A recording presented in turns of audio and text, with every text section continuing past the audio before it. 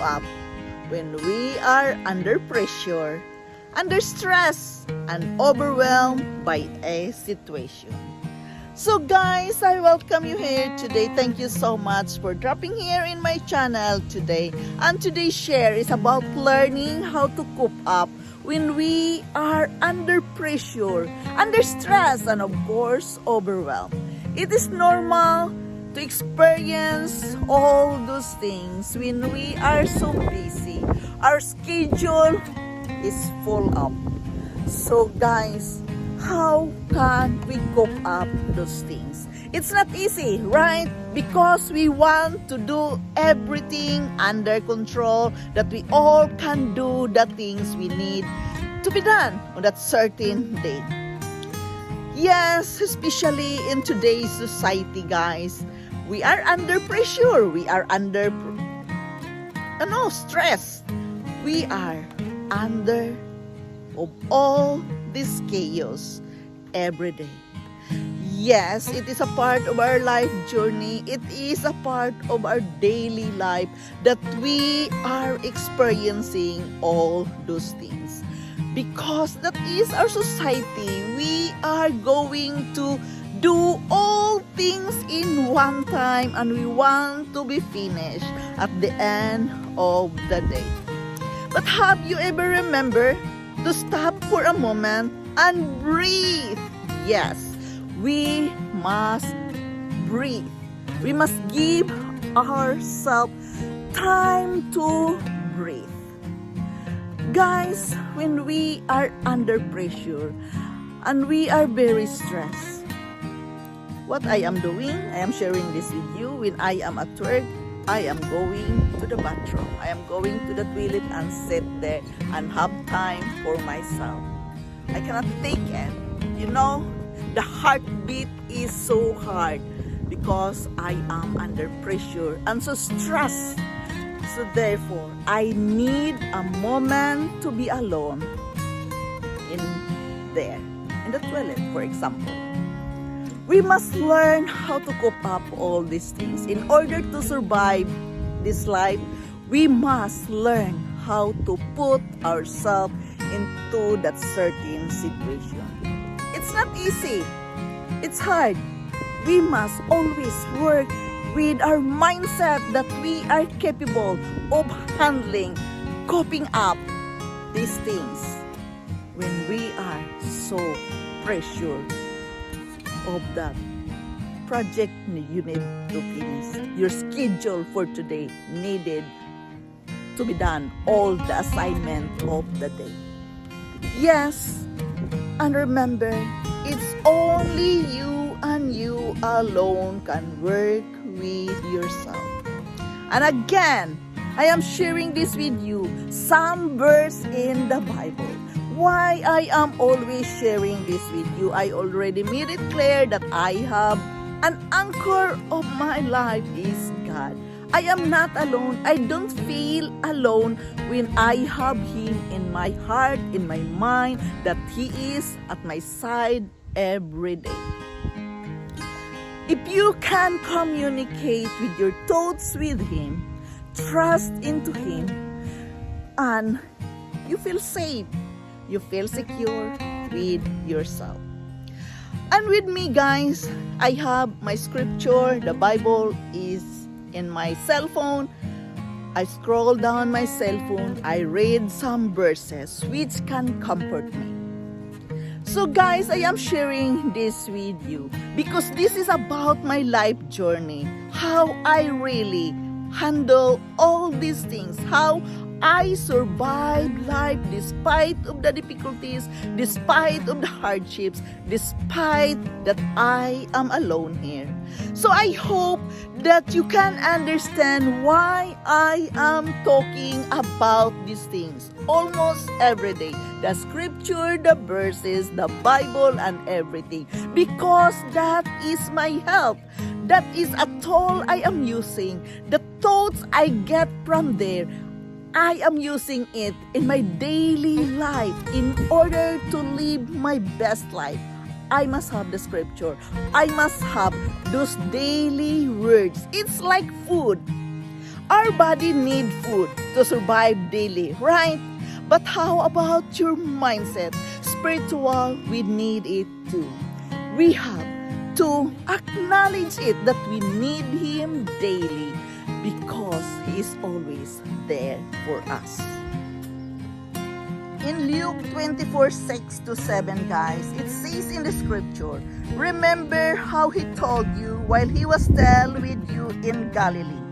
The Son of Man must be delivered over to the hands of sinners, be crucified, and on the third day He raised again.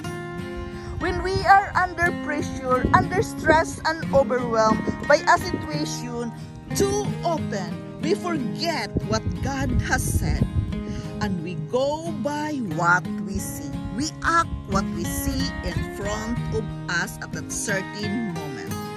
We let the negative thoughts drown out what God had said in the scripture. God promised that He is there for us to help us carry the heavy load and heavy burden in our life. We must recognize that, guys, it is a test. The trials, the problems we are facing daily, it is a test. So we must not let the enemy hold us. The enemy would love for you to get so caught up in our circumstances that we forget what God had told us in the scripture. Remember, guys, He said that He will supply all our needs according to His riches. Yes, we are worried with our financial needs, that we don't have money to pay for our bills. We don't have enough money to help others. Guys, remember that He said in Philippians 4:19, my God shall supply all of my needs according to His riches in glory and in whole blessing is there available for us. But we must have faith in Him. We must remember that He says greater is He who is in you than what's trying to stop you. He is there for us. It's not complicated really, guys, if we can just have the faith and believe in Him. We must just start remembering what God has spoken over us in the scripture. We must thank Him for the strength rises within us. Whenever we remember that we have Him in our life. He has promised us in this world that He is there for us. We must remember what God says in the scripture. And we must not forget always when we are asking help from Him, we must thank Him in advance that we can stay focused on what He had said, that we must walk by faith and not by sight. We will not allow the negative thoughts to drown out. We must have full faith in Him because His voice hold us back from the under pressure, under stress, and overwhelmed situation. Therefore, we have to focus on His word because He promised us. I hope, guys, now you understand how I survive life here. It's very difficult. It's not easy. But when you have that faith and believe in Him that He is there for you and fully trust in Him, let the Holy Scripture guide you every day. It really helps you to survive life even it is hard. Many times, many nights, crying and sleepless nights, I've been through it. But I did survive because I have belief and faith in Him. I am sharing this thought with you guys, not to preach you, but to answer to those who wonder what I am doing, how I survived this hard life, how did I do it? Yes, just find out who is the anchor of your life. Find out who really love you. Find out who created you. Find out who give breath onto you.